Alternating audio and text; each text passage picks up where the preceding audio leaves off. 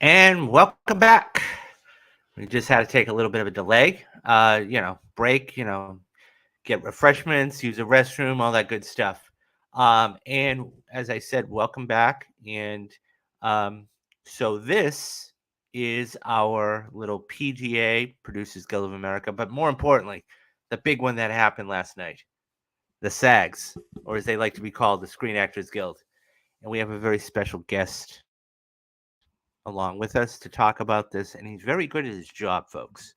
And his name is Matthew Anderson. So, um, first of all, welcome, Matthew. Welcome back to the show, Matthew. We had you out on about 2 months ago, I guess. So, yeah, welcome back. So, Yeah, about that. let me ask you a question right off the top. Like, what was your overall thoughts of the show?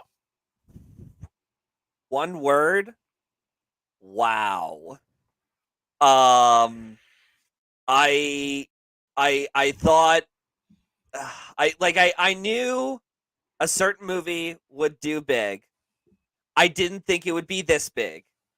And there's one outcome. There's one outcome that we'll get to that I don't think will translate to the Oscars. If anything, it just shows how very divided and very much like we're going to get a big surprise from another guild or major precursor win, which we'll get to that. But the other one shows there's a really tight race to the point where you're going to have to do a coin flip on it. And some of these other ones too, I'm not going to lie, like we'll get to the other categories, but there's one category of the four of the acting awards that I think we're going to have to do a coin flip on, because stats are not going to help us. All the precursors are gone. We're done with them. BAFTA's done. SAG's done. Critics' Choice and Golden Globe, they're gone. All you have to do now is rely on where the momentum is going.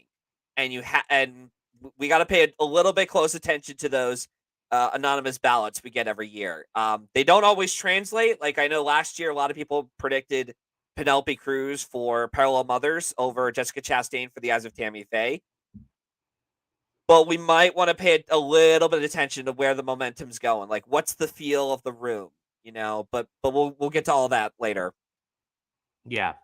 No, I mean, I think that you're right. So there was one movie that had a big, big win, multiple wins actually. Um, what there's you're right. I mean, you summed it up. There's one race that it's one of those things where you don't know what's going to happen. I mean, it's a three-way race, and so let's jump. I mean, we're going to get to all of these eventually, but we're going to start with the big ones to start. I don't think that Kiwai Kwan was really a surprise at all to anybody to win Best Supporting Actor. Do you? I think he was a little surprised, just because of if you look at the Sunday morning video that was released online recently about how he's shocked that he made it this far in life as an actor. And it was a really moving piece on Sunday morning on YouTube, if you ever get a chance, because I bawled my eyes out just watching that video. But I think he was a little surprised, just because, again, just of how far I made it. And as far as us predictors, it made sense, especially with where PGA was going and DGA and what SAG ended up picking for ensemble, which is really nice. But I'm very happy personally that he won the award here. And despite having that bump on supporting actor at the BAFTAs, I think he's still going to win the Academy Award. But that's just me. Yeah, no, I think I completely agree with you. I think that this is he's just on the road to win the Yeah. Oscar at this point. There's really I hate to use the word lock because lock's never the right thing to say, but And this also, is he one didn't of do a clean those. sweep. Yeah, I mean, but this is as much of a lock and a simple one as you can get. And Yeah. so, I mean, I never one to talk about odds or anything in Vegas, right? But he's your favorite. I mean, good luck. If If you you're have looking money on for anybody else, yeah, good luck. yeah. So it's If one you're of looking those for a things where runner that's if you're looking for a runner up, you're going to say, uh, Barry Go. Keoghan, because the BAFTA win, and what also helped too is that his film was very beloved by the BAFTAs. They gave it, original screenplay, they gave it British film, and they gave it another acting win there. And yeah, but I still think it's Quan. Like, of the four acting categories, I feel more confident in Quan the most, if that makes Yeah. sense.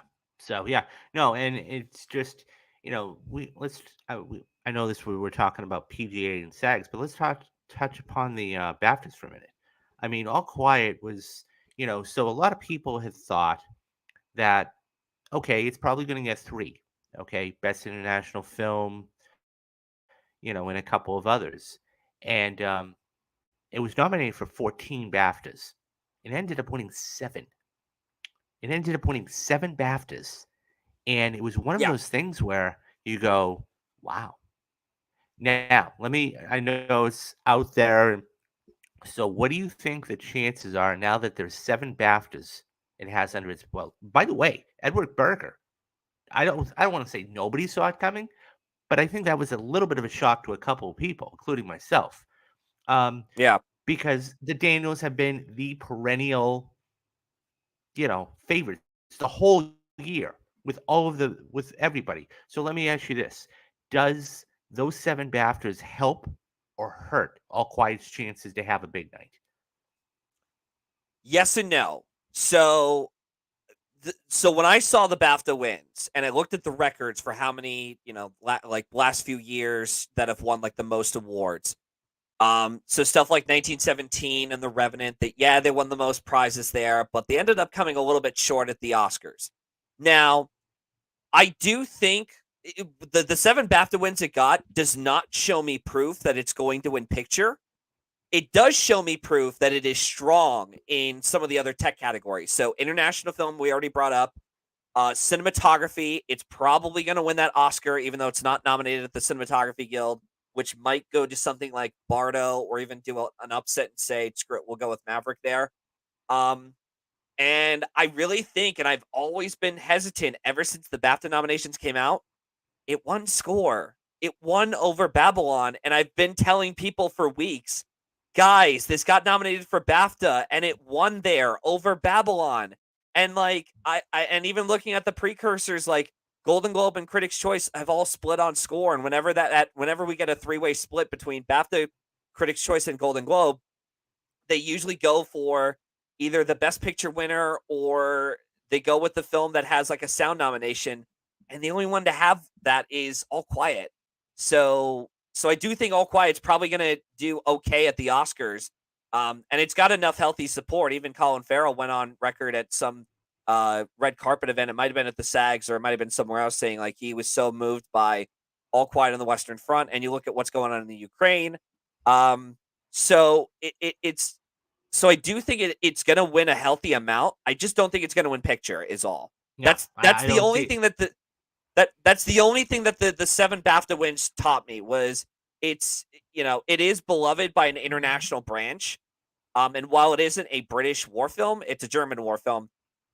It just shows again that it's going to win is to me. It just shows it's only going to win those three awards, and then some of the other awards that it got, like director and sound, will probably go to some other films at the Oscars. That's all it shows to me. It doesn't show much else other than it's just Yeah, strong enough to win a couple of awards. That's all.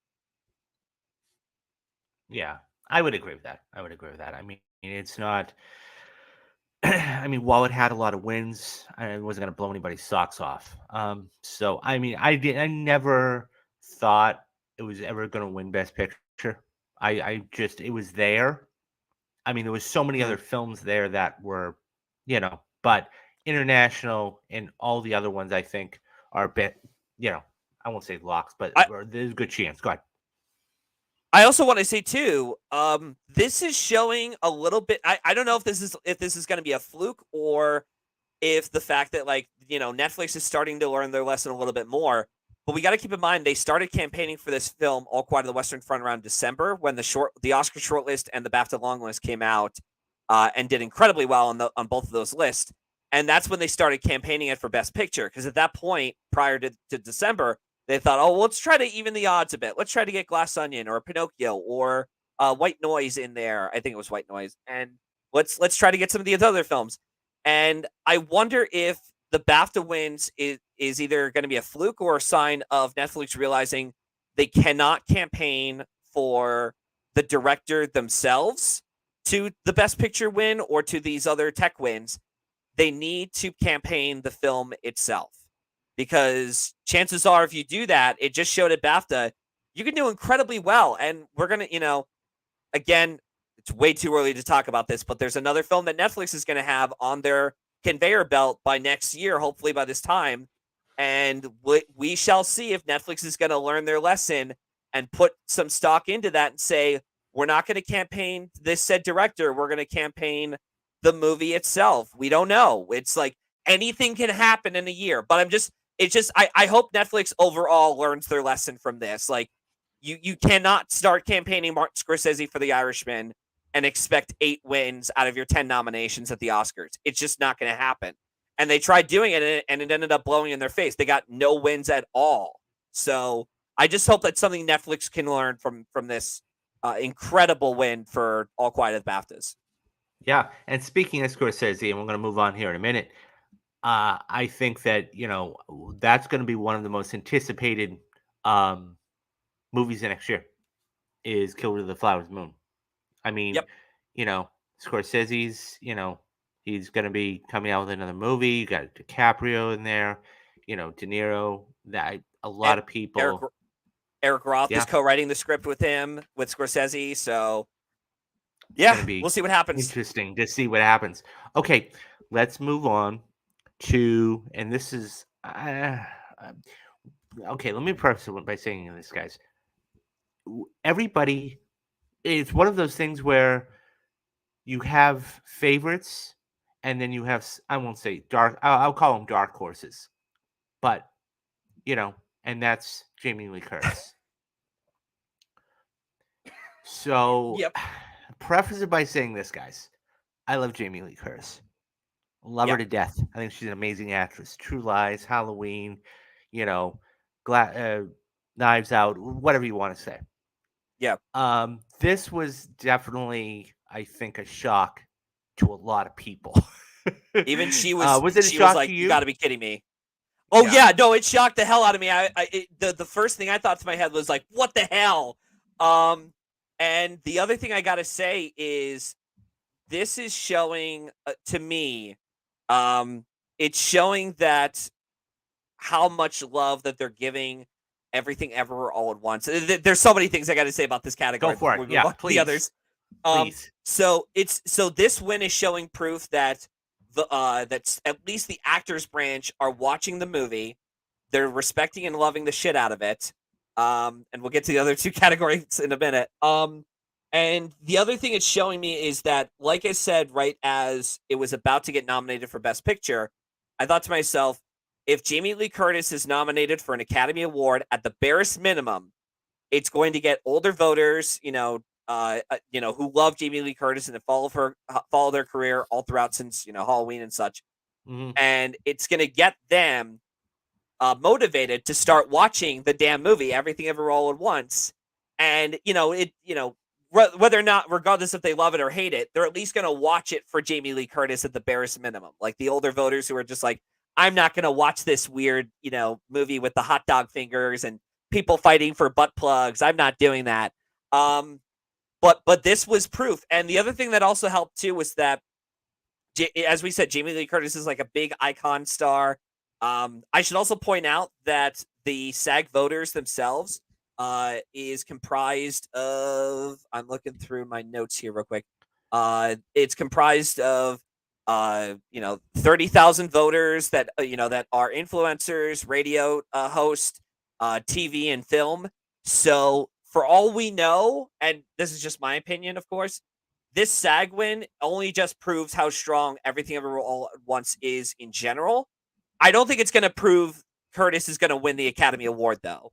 That's just my opinion, of course. I'm actually curious to hear about yours before I continue going on, because I have a couple more things to say. But I want to hear what you have to say. Yeah, no, this was something that was very,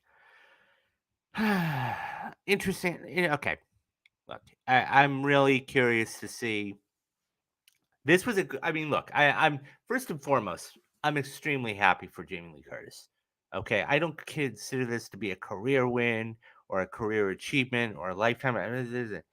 This is one of those wins where every single win by an actor or actress, okay, they're deserving of it. And the beauty about this uh race in these races is that we have so many guilds, we have so many precursors, we have so many bodies that whether it is SAG, whether it is DGA, whether it is PGA, whether it is BAFTAs, whether it's the Golden Globes, and it's one of those things where you go, oh, I think I know who's going to win. And turns out it's somebody and just flips somebody right on their head. And you go, what? Huh? So to break it down, I mean, you had Kerry Condon win at the BAFTAs. Now you've got Jamie Lee Curtis winning here at the SAGs. Okay. And help me out, Matthew. Who won at the Globes? Critics' Choice and Golden Globe was Angela Bassett for Black Panther: Wakanda Forever. Okay. So you've had 3 different winners. And the thing is, it's who do you go with? Now, don't get me wrong. It's a complete toss up. And this is what you were talking about the start of the show. It's a complete toss up. And you go, who are we gonna pick? And Bassett was the front runner, if you will, that got all the momentum, that got all the awards since the Golden Globe win. Yeah. And now you have, Kerry Condon winning at the BAFTAs, which, okay. And then you had Jamie Lee Curtis. So it's just fascinating to see how everything shakes out. And I think the one thing you can attest it to is what you were talking about, marketing, pictures. Look, I think one of the, and you and I agree on this, one of the great, I loved it, and I've seen it 4 times, and I love it to this day, is A Star Is Born. That movie, okay, whether you like it or you hate it, okay, that came out in October of November, okay, and what ended up happening was by the time the nominations came around, everybody forgot about it. Now, Lady Gaga did end up getting a best, the only thing, and you're right, I think that was the only slam dunk that everybody knew was going to be a slam dunk, was the best original song. Lady Gaga got nominated for an Academy Award, but in the grand scheme of things, everybody was like, yeah, she's not going to win. Bradley Cooper, okay, that was his 4th nomination for Best Actor, okay? Yeah. He didn't win. How and I always say this, how he did not win, but get nominated for Best Director is beyond me. And it's just one of those things. And the little film you were talking about, and I'm dying to see as well as everybody else, and will be interesting to see what happens next year, is Maestro. As when he's playing so good. Yeah, there's one. I could explain some other time why Cooper missed out on A Star Is Born. That's a whole different video. Yeah, But we'll probably explain when we get closer to next year's awards and see how that turns out. But in terms of this race for supporting actress, I got to admit that there were other things that were racing in my mind when Jamie Lee Curtis won. Not only is she probably not winning the Academy Award, I think personally, but this just proved that Angela Bassett was the Sylvester Stallone of the race, in that she was a veteran actress who would never, who hadn't been nominated for an Oscar in a long time. She's in a popular film. Ironically enough, was directed by Ryan Coogler, I should bring up too, which I just find very funny. I just realized that now. And that if she were to win the Academy Award, she needed SAG, BAFTA, or both. She needed to do a clean sweep. And the fact that she didn't, and now granted, Stallone, he missed out on SAG and BAFTA for various reasons. But I should also point out too that that year SAG went very different. SAG went, they pretty much said, screw it, we're just going to go with the non-Oscar nominated performance by Idris Elba in Beast of No Nation. He won the award for SAG for the supporting actor category, and who won BAFTA? Mark Rylance, Bridge of Spies, and he went on to win the Academy Award for Best Supporting Actor because he was in a film that got enough love and spread from the Academy and the BAFTA in terms of nominations. And I think this year, I really, really think, because of how divided this race was, the other thought that came into my head immediately after Curtis accepted SAG was, I think I know who's winning supporting actress right now. It's not Bassett. It's not, and it's not going to be Curtis. I think it's going to be Carrie Condon for The Banshees of Inisherin. Because you look at a film like that, it's nominated for 9 Academy Awards, did incredibly well at the BAFTAs. And I should also point out, too, I find it very strange that the BAFTAs went for their supporting categories to the same film, which was Banshees, and SAG tonight went with Everything Everywhere All at Once. And with BAFTA and SAG not translating in any of the 4 races, it's very interesting to see how much of a play they're going to have in the acting races this year. Are they going to have any overlap, or are they only going to have just 50-50 for both SAG and BAFTA in different categories? But regardless, I've been saying this since September, as soon as Michelle Williams dropped out of supporting and was put in lead for campaigning wise and lead, in that Carrie Condon is going to be the sole win of Banshees of Inisherin. I called this all the way back in September. And I literally, I kid you not, I kept saying it over and over. Even when I came out of the film in October with my brother, I thought to myself, I think Carrie Condon is going to win the Academy Award for this. Because you look at that performance, and like I said, it's a great ensemble. She's so good in it. And she really is, like, outside of Colin Farrell, for me, she was the standout of the film. And you look at also the supporting actress category as well recently, since Patricia Arquette in Boyhood, where that's always been known as the sole win of said film.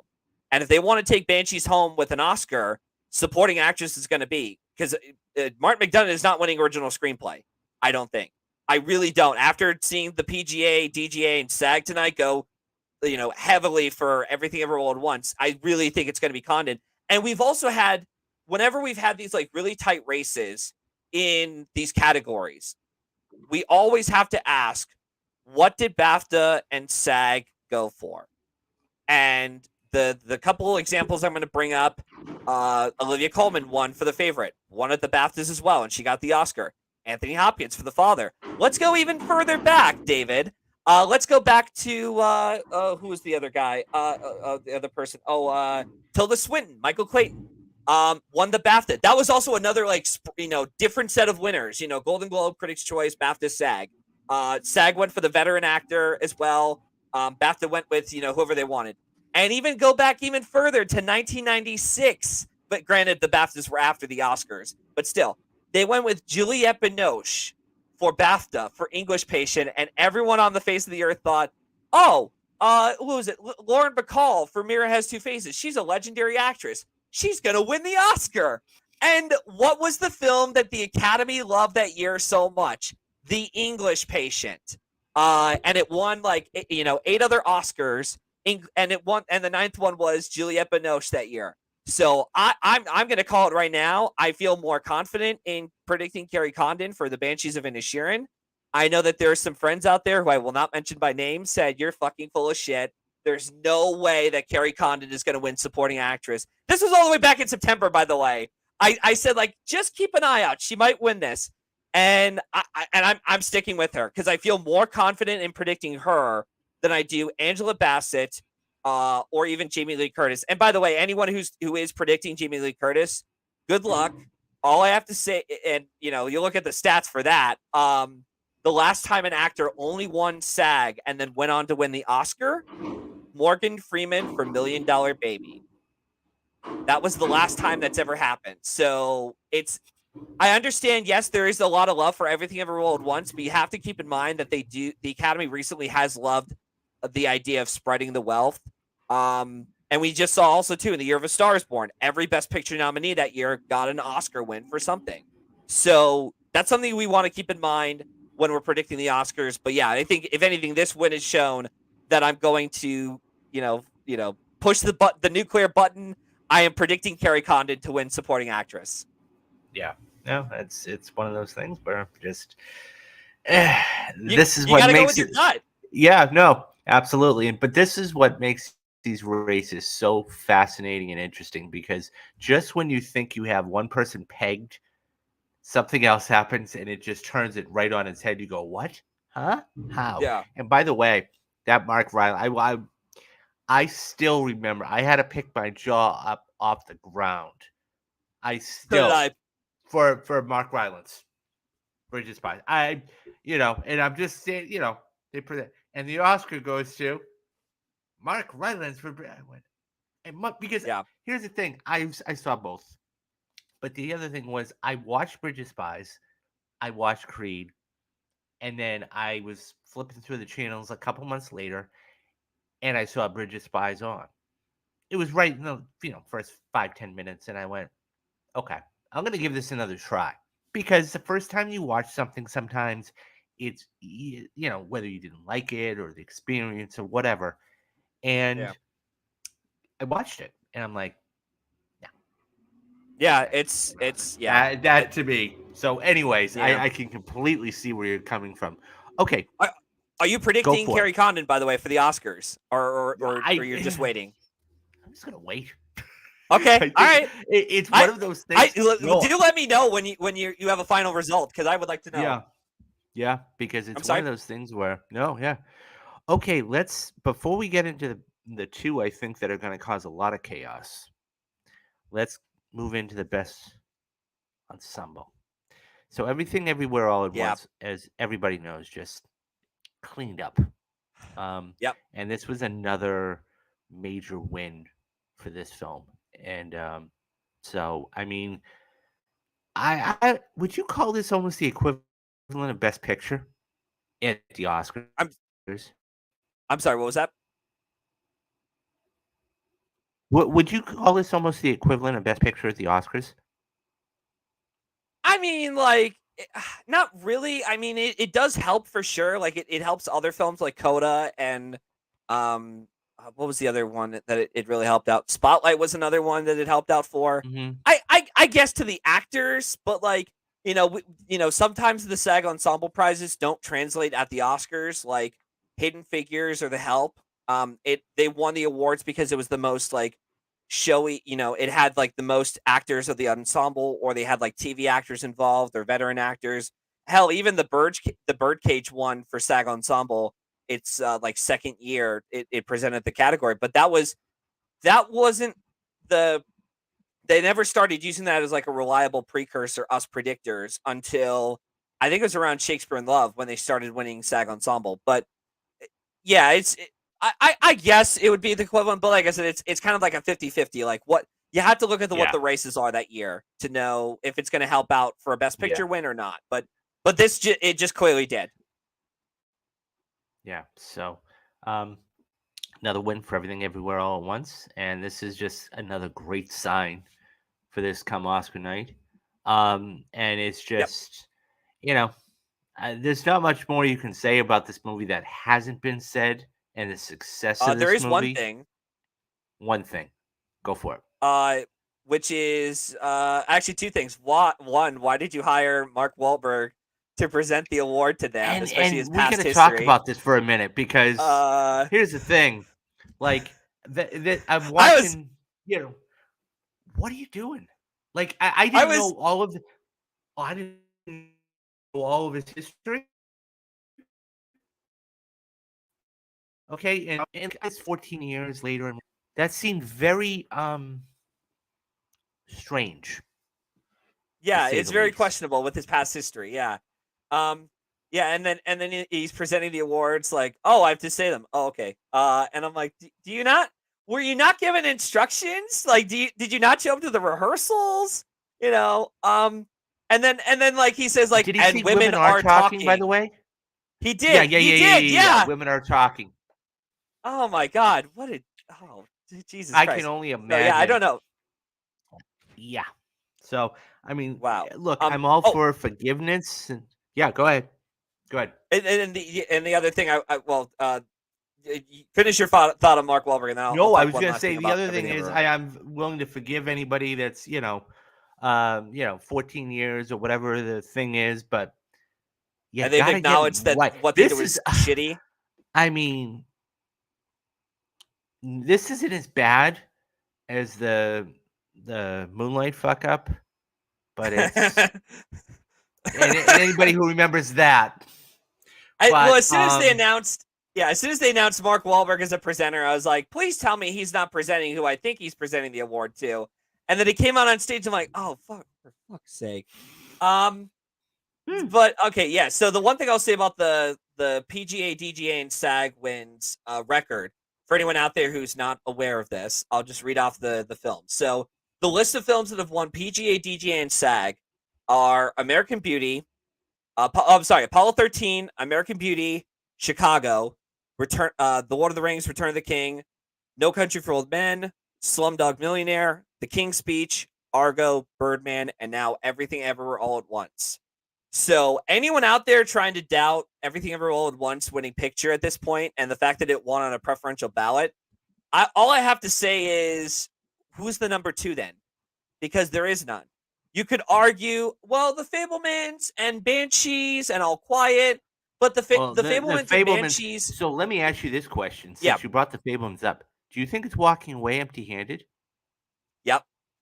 Yeah. They're literally gonna say they're literally saying to Spielberg, "Fuck you and your personal story.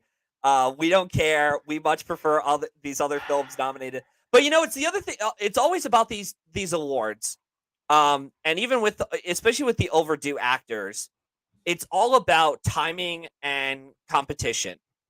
If you win for the right time, not for not for the best performance that you give, but for what's your competition that year.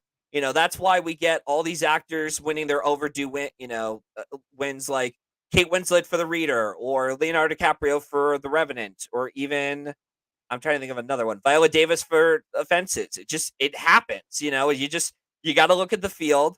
You got to look at all the competition. You got to look at your timing. You got to look at, how strong your movie is in these categories. And you manage to get a win. And sometimes that's why all these other veteran actors, like I said, Lauren Bacall, Sylvester Stallone, and Glenn Close, unfortunately, haven't won their Oscars yet. And it's really all about timing and competition. So yeah, that's really part of the reason why I think Fabelmans is going to go home empty-handed. And it'd also be the third film to win the Golden Globe drama to not win a single Oscar after The Cardinal and The Turning Point. I actually had to look that up this past weekend. I was like, that's interesting. All right, let me see the record on this. And yeah, because every other Golden Globe drama winner has won something at the Oscars, but not those two. And yeah, Fabelmans is going on empty-handed. That's crazy. Okay, let's move on to Best Supporting Actress. Best Actress. Thank you. Yeah, I'm sorry. Best Actress. Thank you. Yeah, Actress. You put that respect on her name. Yes, yes. My mistake, Michelle. But yes. So Best Actress. So this wasn't a surprise, was it? I mean, yes. I think it was either. Really. I thought it was a surprise. I really thought Cate Blanchett was going to win this category. Well, just because I remembered that so many people at the BAFTAs last week or whenever that was, they thought, oh, well, the Banshees has got this 2 supporting categories. The lead actor will go to Colin Farrell. It didn't. It went to Austin Butler. And I thought, oh, well, Everything Everywhere All at Once went supporting. Oh, no, I'm getting flashes. Oh, no, this isn't going to turn out great. And they gave her the fucking award. And it's so deserving. I like the moment I finished this movie back in September, I immediately thought to myself, while I'm not the biggest fan of the film, I respect it. I somewhat like it. It's not my thing. I'm totally okay with as a Best Picture winner. And we need to give Ke Huy Quan, I think I pronounced the name right, or maybe I mucked it up. And we need to give Michelle Yeoh. Yes, you did. Yeah, you did. Their Oscars. We need to give them their awards because they were phenomenal. And this was the first time, if I may go on a little ramble here, This Yep, was the go for it. first time that I'd seen Michelle Yeoh, and think to myself, wow, I really I never really appreciated her as an actress until this movie, because you see the range that she has to give to play all these characters and to give these emotions, like snapping her fingers, and she does it without breaking a sweat. And I was telling this to a buddy of mine earlier today about how I really think if anything, this film has shown proof that to Hollywood that not that she hasn't been in Hollywood, she's been in a lot of films, films produced and distributed by Hollywood studios, but this really does show proof of her being like one of the greatest actors around. Um, and she's just so good, and it made me also think back on all the films that I've seen of her, which is not many, but still, like Crouching Tiger, Hidden Dragon. She is fantastic in that movie. If you haven't seen that movie, you got to stop what you're doing tonight and throw it on. It's really good. Kung Fu Panda 2, she was in. She played a very small role in that. Even something as shitty as like the Mummy 3, which we'll get to. There's another co-star from that film who won an award tonight, and we'll get to in a minute. But she's been like consistently good, and yeah, no, I really think that and this is the category too, and what makes it so frustrating is I don't know who the winner is in this category at the Oscars. I honestly do not know, because Kate Blanchett won the Golden Globe, Critics' Choice, and BAFTA. We look at the history. You win BAFTA and Golden Globe, that's a really good barometer of you possibly winning the Oscar, for the awards.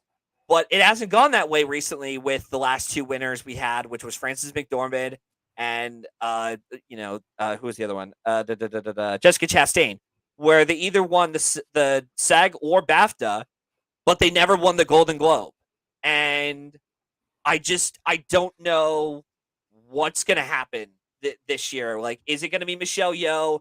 Is it Blanchett? And the other thing we also want to keep an eye out for is, and I always keep bringing this up for all these, Oscar histories and predictions. You got to look at the history. Let me ask you this, David.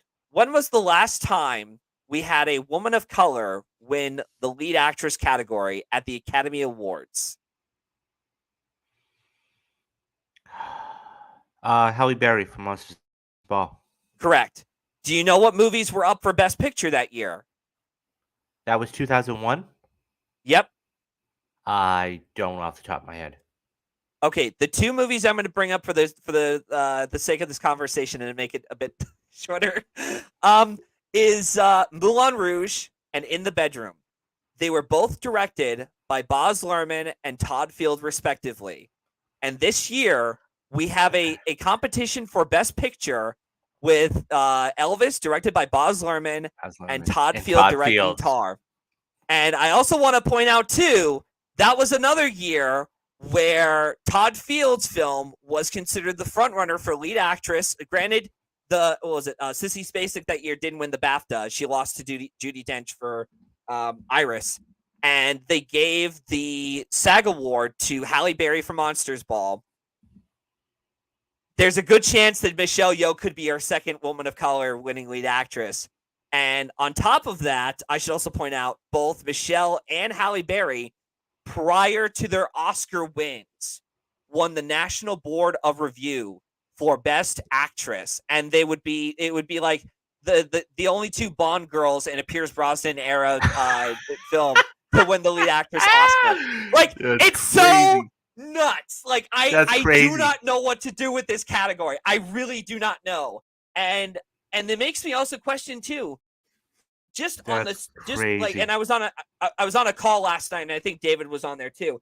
It makes me think maybe there's a slight chance that Tar was weaker than I thought amongst voters. Yes, I understand it got picture, director, actress, original screenplay, editing, cinematography. That's a healthy amount of nominations, but I do wonder if people are going to gravitate towards Michelle Yeoh because her film is the more emotional film, and she is, it's a character that you can relate to a lot more than someone like Tar, who is a very cold character. And I just I do not know what to do with this. I literally will have to flip a coin. In fact, on my Twitter, if you go on my Twitter page and you ramble through all the tweets that I made the last 24 hours, because I was practically up the whole night thinking like, what the hell am I gonna do? Like, this is so exciting for this race. Is I You're put a flipping picture a of like coin. the act. Yeah, like I'm flipping a coin for the category. I'm like, I don't know what to do. I don't know what to do. Like if anyone out there gets this category right, I need to know what was your mindset going into it. You know, what was like, what were the stats? Was it a gut feeling? Was it because you saw the performances and you thought, oh, this is good? Did you talk to enough Academy voters? Like, I really got to know if you get this category right, because the race is down to these two. I don't think anyone else is going to win this category at the Oscars.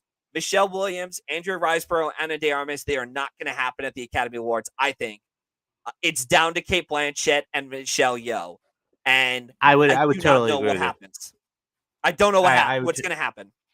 No, I would totally agree with you. I think it's a 2-woman race. I think it's either Michelle Yeoh, okay, or Kate Yeah. Blanchett. One of the two. That's it. I Yeah. mean, we've had history made in the simple respect, and I could be wrong about this. We've had history made in the simple respect that this Ana de Armas was the first actress to get nominated for an NC-17 film. I don't know if that's good history or bad history. Officially, that, yeah, NC-17, yeah. Go yeah, ahead. so Yeah. I mean, it's one of those things, and it's okay. But yeah, no, I agree with you. It's a 2-woman race. I think it's either And Michelle Yeoh or yeah, her. and whoever wins, I just want to say on the record, whoever wins the category of the two, I'm perfectly okay with. Yes, I would love to see Michelle Yeoh win the Oscar, because I thought she was so good and the slightly better of the two. But Blanchett also gave a really good performance in Tar. Like, when that movie was over, I thought, oh man, I really could see her win the Oscar for this, because they're both that damn good. But yeah, it's got to be tough. Yeah. So let's move to the final category, and you were talking about the best actor. Yes. Best actor. Now, Yeah. I don't know what to do with it. It's Really? when you're talking about, it's a little. So you've had Austin Butler win the Globe, you've had Colin Farrell win the BAFTA, and now you've had No. Brendan Colin Farrell Fraser. won the Golden. Well, no. Colin Farrell and Butler won in their respective categories at Golden Globe. Critics' Choice went to Fraser. BAFTA went to Butler, and SAG went to Fraser. Oh, that's right. BAFTA went to Butler. I thought it was. So what did Farrell win? Only the Golden Globe BAFTA. comedy. Nope, just the Golden Globe okay. comedy. Okay. Yeah. So, but still, I still think it's, you can pick a door and still, but I think right now it's Butler and Fraser are the 2-1-2. I think Farrell is probably number 3 out of the 3. So yeah, I mean, where do you have, and who do you have? While Fraser is giving a really good speech here tonight, or this night on SAG, I still think it's Austin Butler, and I'll tell you why. I do understand the talk of Brendan Fraser. Yes, he does have a career narrative, and this is a comeback role for him. I get that, but the other thing that helped someone like Jeff Bridges for Crazy Heart was he was in a film that had a bit more love in terms of like was going to guarantee get him like all these awards. He'd won everything. The only thing he didn't win that year was the BAFTAs, if I'm not mistaken, which went to Colin Firth for A Single Man. But they were British, and anyways. So yes, and Jeff Bridges had been nominated at least like 4 times before, and this was it was the kind of role that would get him the Academy Award, and it was also going to take home a song for Crazy Heart, I should say. And the one issue I'm having with The Whale, a couple things is, one, I'm getting a feeling that this is going to be the Frasier is going to be this year's like Mickey Rourke, as some people have pointed out, and I think Zoe, if you find her on Twitter, I can't remember her last name, but Zoe Byron, she pointed out earlier this year that the voters, from what she had heard, and from all this rave and all these early screenings, is that they're loving the shit out of Elvis. And we just saw the BAFTAs, which are more closer to what the Oscars, translate or correlate to with, Oscar voting, is that they gave Elvis 3 wins, The Whale nothing.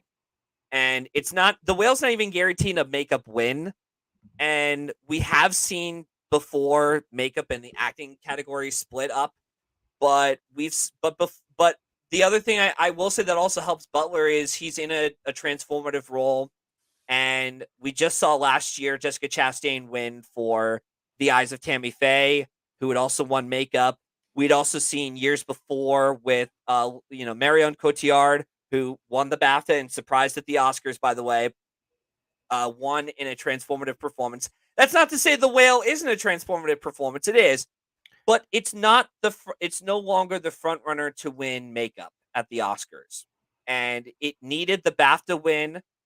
And if the fact that it couldn't even pull off that BAFTA win for me with The Whale just shows that Fraser won the SAG, almost akin to like Chadwick Boseman for Ma Rainey's Black Bottom, where it's like, we think you're going to win the Oscar for this, so we'll give you this award. And it's voted by journalists and TV critics and such.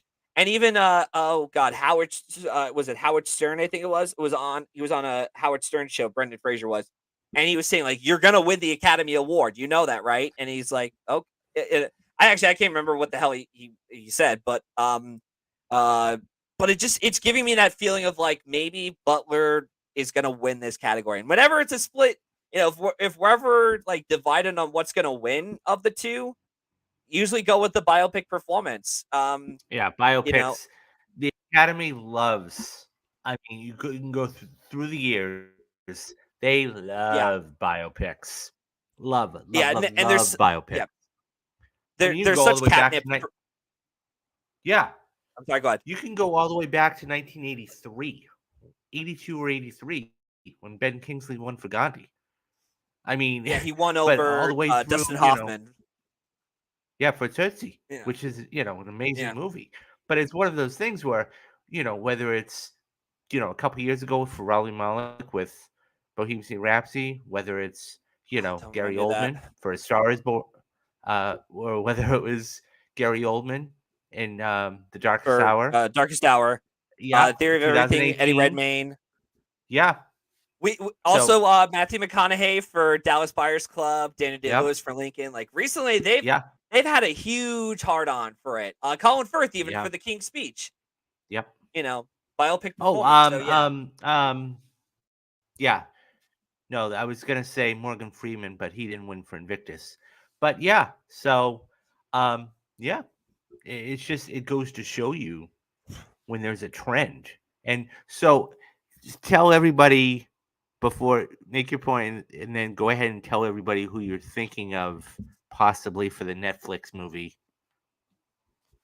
for the next year. Well, the Netflix movie. I want to wait. I don't want to reveal it right now. We're right in the middle. I know. Like we're right in the middle of award season. I'm promising myself to keep my mouth shut. I want to wait on that. Damn it. Okay. And because like I said, we're just about to end this one. We need a break. Like you don't want to start another one up. No, exactly. Like I want to wait until like I want to start the Whisper campaign like in like July or August. So let's wait. I know we're both excited, but we'll talk about that another time. But the one point I want to make also too is that what also helps Elvis is that it has a Best Picture nomination attached to it, and The Whale doesn't. And I guarantee you, with how lazy some of these voters are, they're going to prioritize the Best Picture nominees first before they get to the non-Best Picture nominees. Because even The Father won over Chadwick Boseman. He won over Boseman. And it was because they saw the Best Picture nominee first. And they were just like, and they were even on the anonymous ballots. If you go out there and look up the history for it, even Clayton Davis said on the red carpet, like he's been talking to various voters saying, I know Chadwick's going to win, but I'm going to vote for my favorite performance, which is Anthony Hopkins for The Father. Seriously, like it's just, I don't think it's ever going to stop. And that's why the lead actor category, since Colin Firth for The King's Speech, has always been given to the Best Picture nominee. So like, and like I said, I totally get it. I'm not feeling like 100% confident on these predictions, except for maybe Quan. But just these are just my predictions that I'm seeing like the moment I saw these wins at SAG, and just basing them off of these wins that they've gotten so far, and like seeing like where what else can Elvis win, all this stuff. So when I say Butler is going to win, I'm not 100% sure, and I don't think anyone really should be confident, because it's kind of a little bit ballsy and a bit egotistical. But I'm just saying, like, these are the predictions I'm going to make. Like the Carrie Condon win. I'm only predicting that because I called her back in September, and because of how divided the race is, I'm only predicting her based on the BAFTA win because of the history it has. And even then, that could break. For all we know, Stephanie Hsu could win the award for Everything Ever All at Once, an upset there. They could give it to Hong Chow. They could really just say, you know what? We're kidding. We're actually going to give it to Angela Bassett for Wakanda Forever. It's just, we don't know. Like, we don't know. And because of how divided these races are, not one winner is, split among, it's the same for SAG and BAFTA. It's really going to be interesting. And like I said, the lead actress category is going to be a coin flip for me. And I don't know what to do at the moment. So Yeah. I got to wait a couple weeks, and I gotta feel the momentum first for some of these categories, because Yeah, I mean, there is something to be said for the recency effect, right? Something that we've seen or you've heard in the last week or last 2 weeks, and so when you're going to fill out, I mean, I know that most of the ballots or all the ballots are probably filled out by now, but the fact is that when no, you're they're seeing actually something they or haven't hearing started something, voting. oh, okay. So when the last thing you watched is going to be one of the last, one of the things in your mind. March 2nd is when the It's voting yeah, starts. okay. So it's one of those So things yeah, where I don't know. yeah, Go ahead. yeah. I will say this though. In terms of the Best Picture nominees, I know we're not going to do a whole category thing and whatnot, but Mhm. I think of the Best Picture nominees right now, and we'll wait to see where the Writers Guild and USC Scripter goes to for adapted screenplay. But I really still think Triangle of Sadness and The Fablemans are done. They're not winning anything at the Oscars, and I think the one that is, I'm sorry, No, I was gonna say goose egg. Goose Egg, yeah. 0. And I think the other films that I think are like very close to getting nothing at the Oscars. Um, Tar, if Michelle Yeoh wins the Oscar, because that's the only category Tar is going to win. And maybe Women Talking, because while I do think there is a chance for Banshees to Goose Egg, I think that has a little bit of support behind it. Like, yeah, the BAFTAs went for the Irish, and British actors and stuff like that, but it makes me think Condon has a really good shot after seeing how divided the supporting actors field is. If this was like a clean sweep for Bassett or Curtis or Stephanie Hsu or Hong Chow, then I would say, okay, yeah, then Banshees is going to win nothing. But after tonight, man, it's really close. So yeah, so I think right now I'm going to be predicting Austin Butler, coin flip on lead actress. I got to hopefully when we get our damn video review up for the full thing, I'll give you an answer by then. If I don't, then we're in trouble. Kwan for supporting actor and Condon for supporting actress is my acting predictions based off of Golden Globes, Critics' Choice, SAG, and BAFTA wins. Cool. Cool. Who are your predictions? And yeah. Well, we'll just wait till I think it's one of some of these precursors. Let me ask you this: Top Gun Maverick. I know there's a lot of chatter about what it could win, cinematography, editing. How It's many? not up for cinematography. Oh well, and tech awards. Yeah, How no, I got many? you. Yeah. How many awards do you think you could actually Top Gun Maverick could legitimately win? 2. Two. Film editing and sound. And I want to bring this up right now too while we're at it. I understand that there is a good chance that Everything Ever All at Once could win the American Cinema Audio's Editors Guild for comedy and musical. I understand it could win that. For all we know, Banshees could win that. We don't know because Mikael G. Nielsen has never won there before. They could totally give it to them. We just don't know. But I want to preference this is that Everything Everywhere All at Once, as much as we're all loving the shit out of it, everyone online and everyone that I've talked to, it's clearly not going to pull a Return of the King sweep or like an English Patient sweep where it's going to get like, we're going to get more than like 9 Oscars or 10 Academy Awards or 11. It's like, it's not going to happen because Stephanie Hsu already, she's not winning the Oscar if that's the case. Because only one of the supporting actress categories, one of the supporting actresses can win. And on top of that, they're going to want to spread the wealth out. Like, I do think Everything Everywhere All at Once will win. In fact, right now I have it winning picture, director, original screenplay, and Kwan. At the moment, I may put Yo in as like the 5th win, but the last time a Best Picture winner recently has won 5 Oscars or more was The Artist. And I think it's possible for Everything Everywhere All at Once to win at least 5. I just don't think the editing win is. Again, I could be eating my own words. We'll see. But I do think Maverick could still win some of the tech categories. Like I said, sound and editing have gone hand in hand since Gravity. And also Gravity was the last time a film has won director and editing at the Oscars.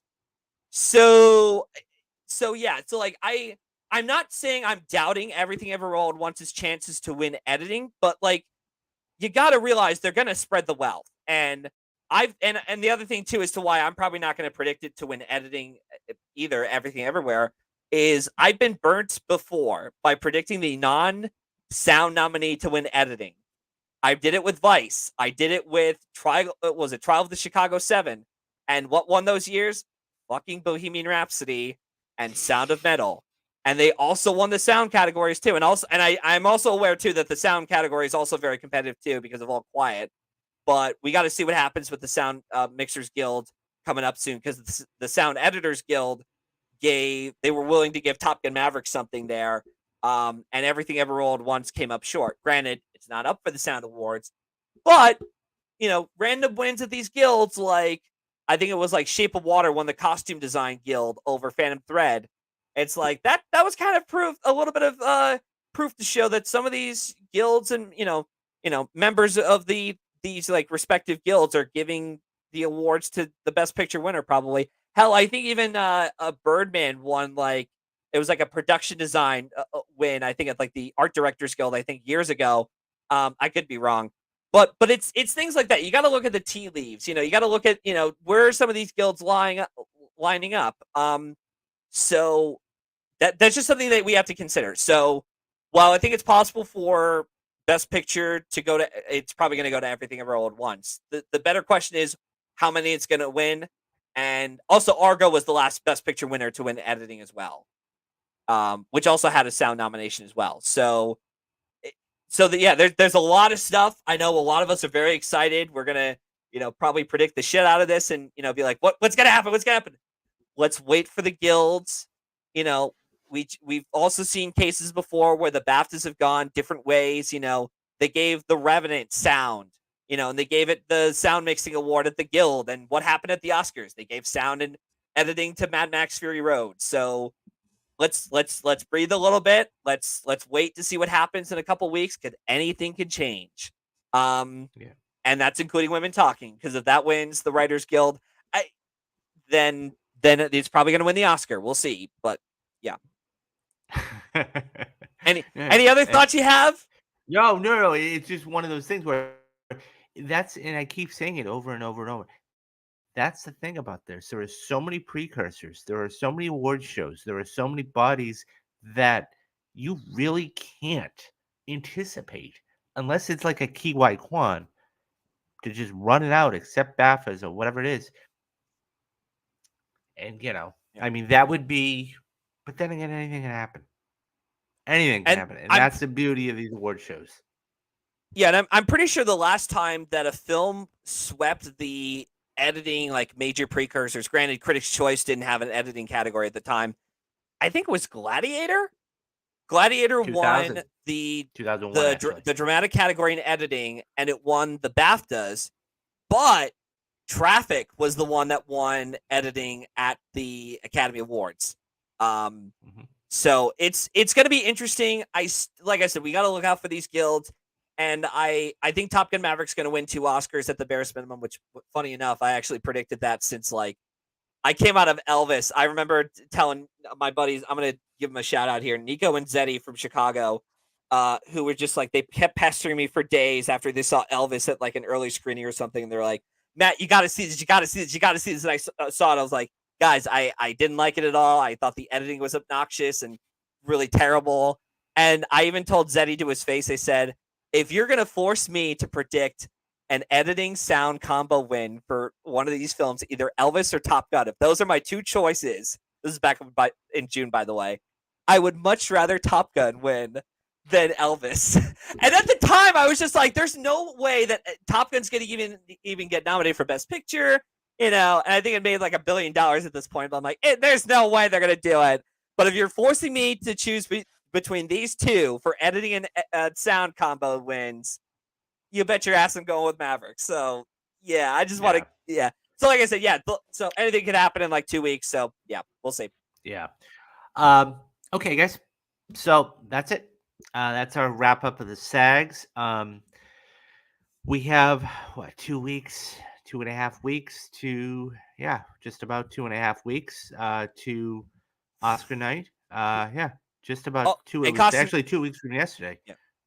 Yeah. Go ahead. And what costume, were you gonna say? Yeah, and also Costume Design Guild awards are being announced tonight as we speak. Oh, very nice. So we'll have a good idea if Black Panther could win something or if Elvis is going to win the category. So yeah.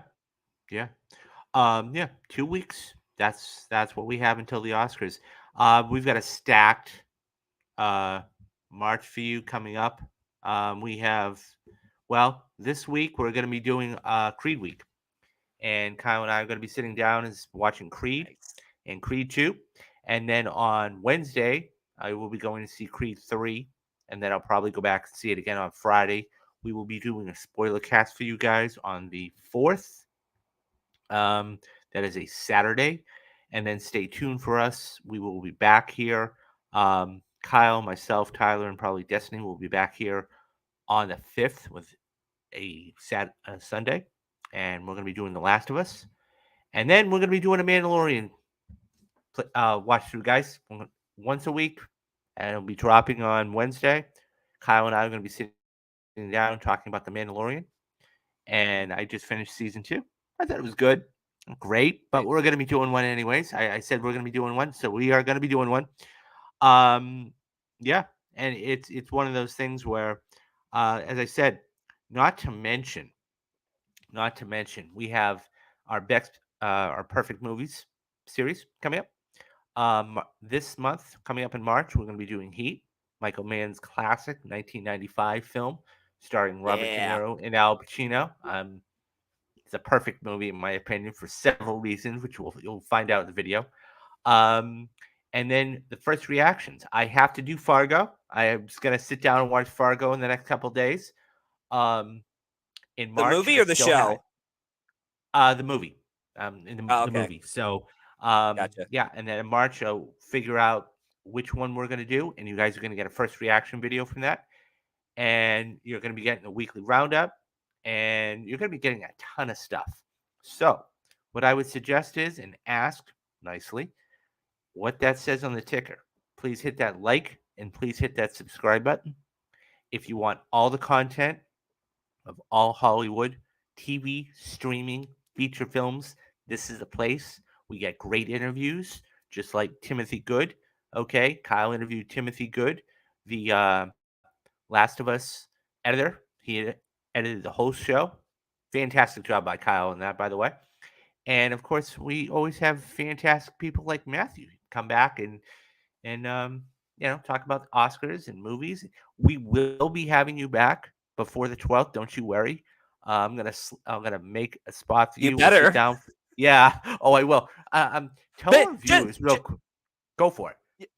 Just make sure you get me back like 2 days or the day before the Oscars, because by then I might figure out like who's winning this lead actress category. Tell everybody how many Oscars predictions you got right a couple years ago. Didn't you tell me it was like 12 or 14?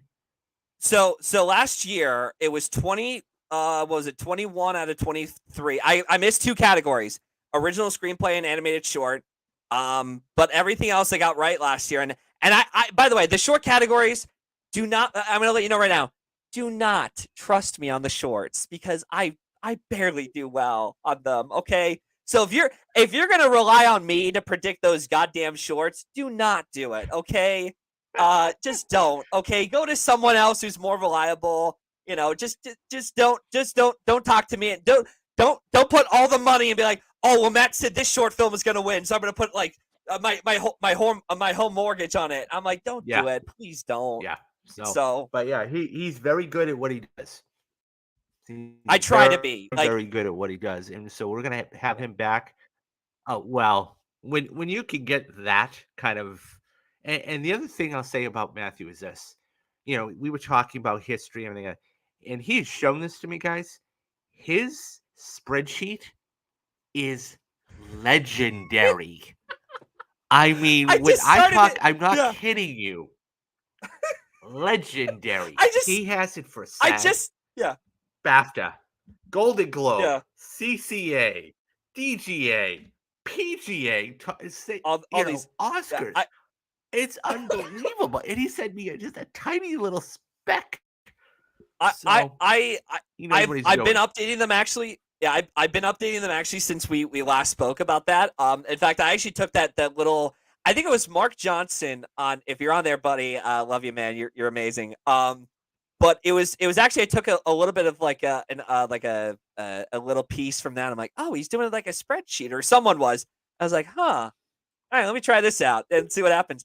And I'm like, wow, it's actually making me like the score category is like, oh, that's interesting. Like I'm actually able to find like, with ease with, who's the winner, who won what and such, and see all these histories. So yeah, it's interesting. And yeah, and I actually started that actually right before I got like a stomach virus last week. I'm feeling much better now, by the way. But I was Oh like, you know what? man. Let me do this. So yeah. Yeah.